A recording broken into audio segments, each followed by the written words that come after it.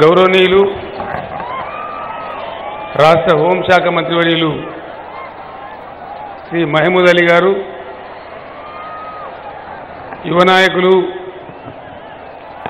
రాష్ట్ర రోడ్డు భవనాలు రవాణా శాఖ మంత్రివర్యులు శ్రీ ప్రశాంత్ రెడ్డి గారు, పెద్దలు గౌరవనీయులు టీఆర్ఎస్ పార్టీ పార్లమెంటరీ పార్టీ నాయకులు డాక్టర్ కేశవరావు గారు, మీ ఆశీస్సులు కోరుతూ మళ్ళీ ఈరోజు మీ ముందు టీఆర్ఎస్ అభ్యర్థిగా ఎంపీ కోసం పోటీ చేస్తున్న మిత్రులు బీబీ పాటిల్ గారు, గౌరవనీయులైనటువంటి శాసన మండలి సభ్యులు, శాసనసభ్యులు, రాష్ట్ర స్థాయి కార్పొరేషన్ చైర్మన్లు, టీఆర్ఎస్ పార్టీ రాష్ట్ర నాయకులు, జిల్లా నాయకులు, స్థానిక సంస్థల ప్రజాప్రతినిధులు కార్యక్రమానికి ఎండగా ఉన్నప్పటికీ కూడా ఇంత భారీ సంఖ్యలో జహీరాబాద్ పార్లమెంటు నియోజకవర్గం నలుమూలల నుంచి విచ్చేసినటువంటి అక్కా చెల్లెళ్లకు, అన్నాదమ్ములకు అందరికీ నమస్కారం. మీ అందరికీ తెలుసు, 15 సంవత్సరాల సుదీర్ఘ పోరాటం తర్వాత చాలా కష్టపడి మనం తెలంగాణ రాష్ట్రాన్ని సంపాదించుకున్నాం. దాదాపు 5 సంవత్సరాలు కావస్తున్నది. ఒకటే మాట నేను మిమ్మల్ని అడుగుతా ఉన్నా, ఎలక్షన్లు చాలా వస్తాయి, మీరు కూడా చాలాసార్లు ఓట్లు వేసినారు, చాలామందిని గెలిపించినారు. ఓటు రాగానే ఎప్పుడు కూడా ఆగమాగం కావద్దు, ఓట్లు అని చెప్పి కన్ఫ్యూజ్ కావద్దు. చాలా పార్టీలు వస్తాయి, చాలా విషయాలు చెప్తారు, అన్నీ కూడా మంచిగా సావధానంగా వినాలి. విని మంచి చెడ్డలన్నింటినీ కూడా ఆలోచన చేయాలి. మీరు ఇంటికి వెళ్ళిన తర్వాత మీ బస్తీలో కానీ మీ ఊరిలో కానీ నిజంగా చర్చ చేయాలి. ఏది నిజం, ఏది మంచిది, ఏం జరిగితే ఈ దేశానికి రాష్ట్రానికి మంచిది అనేది ఒక నిర్ణయం తీసుకొని నిర్ణయాత్మకంగా మీ ఓటుని ఇచ్చినట్టయితే ఎలక్షన్లలో మీరు గెలుస్తారు, ప్రజలు గెలుస్తారు. ఆ పద్ధతి రావాలి. అది వచ్చినాడే మన దేశం బాగుపడుతుంది. ఒకటే విషయాన్ని దయచేసి ఆలోచన చేయండి. 5 సంవత్సరాలకు ముందు తెలంగాణ ఎట్లా ఉండే, ఇవాళ మన రాష్ట్రం తెలంగాణ ఎట్లా ఉన్నది. ఆ రోజు మనకు కరెంటు కోతలు, కరెంటు బాధలు, కరెంటు సప్లై ఎట్లా ఉండే, ఈరోజు రాష్ట్రంలో కరెంటు సప్లై ఏ విధంగా ఉంది, ఈ విషయం మీకు క్షుణ్ణంగా ఆలోచన చేయాలి. టీఆర్ఎస్ కంటే ముందు కూడా చాలా ప్రభుత్వాలు ఉన్నాయి, చాలా ముఖ్యమంత్రులు ఉన్నారు, చాలా పార్టీలు ఉన్నాయి. కానీ ఎవరు కూడా ఈరోజు ఇచ్చేటువంటి కరెంటు మనకి ఇయ్యలే. చాలా బాధలు పడ్డాం, మీ అందరికీ తెలుసు, నాకంటే ఎక్కువ మీకు తెలుసు.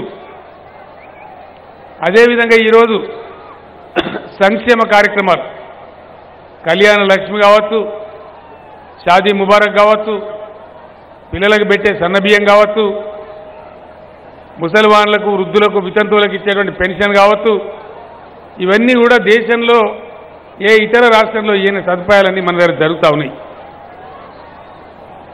మిషన్ భగీరథ మంచినీళ్ళ సమస్యను తీర్చే పథకం దాదాపుగా కంప్లీట్ కావస్తూ ఉంది. ఈ ఎండాకాలం దాటితే ప్రతి ఇంటికి నీళ్లు, ప్రతి మనిషికి 100 లీటర్ల చొప్పున భగీరథ ద్వారా నీళ్లు కూడా వస్తాయి. ఇట్లాంటి పథకం దేశంలో ఎక్కడ కూడా లేదు. అదేవిధంగా వ్యవసాయ రంగాన్ని బాగు చేసుకోవాలని రైతులకు ఇచ్చేటువంటి రైతు బంధు కావచ్చు, రైతు బీమా పథకం కావచ్చు.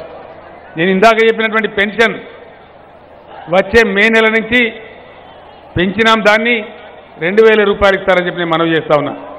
అదేవిధంగా రైతులకు ఇచ్చే రైతు బంధు ఇప్పటిదాకా ఎకరానికి 4000, సంవత్సరానికి పంటకు 4000 చొప్పున 8000 ఉండే, 2 పంటలకు కలిపి ఇప్పుడు సంవత్సరానికి ఒక ఎకరానికి 10,000 రూపాయలు రైతు బంధు ఇచ్చుకుంటామని నేను మనవి చేస్తా ఉన్నా.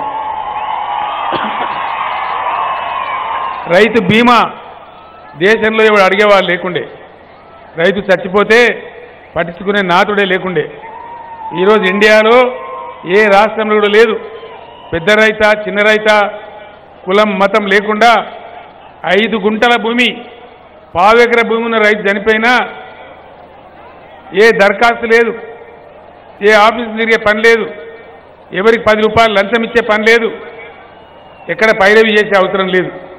10 రోజుల లోపల చచ్చిపోయిన రైతు ఇంటికి వాళ్ళ ఖాతాలోకి 5 లక్షల రూపాయలు జమ చేస్తూ ఉన్నారు. దీన్ని చూసి ఈరోజు యావత్ భారతదేశం, ఇతర రాష్ట్రాల ప్రభుత్వాలు కూడా ఆశ్చర్యపడతా ఉన్నాయి. చాలామంది మా దగ్గర పెట్టాలని చెప్పి ఇతర రాష్ట్రాలలో రైతులు డిమాండ్ కూడా చేస్తూ ఉన్నారు. సో ఇవన్నీ కూడా మీ కళ్ళ ముందనే జరిగినాయి. ఇవి జరుగుతాయని నేను అనుకోలే. చాలా ప్రధానమంత్రులను చూసినాం, చాలా ముఖ్యమంత్రులను చూసినాం, చాలా పార్టీలు చూసినాం. కానీ రైతుల గురించి రైతు బంధు కానీ రైతు బీమా కానీ వస్తుంది అని మనం జీవితంలో కూడా అనుకోలే. నిజంగా కూడా నేను కూడా చెప్తా ఉన్నా, తెలంగాణ రాష్ట్రం కాకపోతే ఈ రైతు బంధు కానీ రైతు బీమా కానీ వచ్చేది కాదు. తెలంగాణ రాష్ట్రం అయినా కూడా టీఆర్ఎస్ గవర్నమెంట్ రాకపోతే ఇది వచ్చేది కాదు. ఇంకా చాలా పనులు జరగాలి, చాలా ఉన్నాయి. నేను చెప్పానంటే రెసిడెన్షియల్ పాఠశాలలు కావచ్చు, బహుశా నాకన్నా ముందు మాట్లాడిన వాళ్ళు చాలామంది మీకు చెప్తుంటారు. మన జహీరాబాద్ నియోజకవర్గం ఒక మంచి ప్రాంతం, చాలా మంచి భూములు ఉండే ప్రాంతం. అక్కడ మధునూరు మన జుక్కలు కావచ్చు, బాన్స్వాడ ఎల్లారెడ్డి కామారెడ్డి కావచ్చు, ఇక్కడ మన నారాయణఖేడ్ జహీరాబాద్ ఆందోళన కావచ్చు, బ్రహ్మాండమైనటువంటి ఎర్ర నేలలు నల్ల నేలలు కలిసి ఉన్న ప్రాంతం.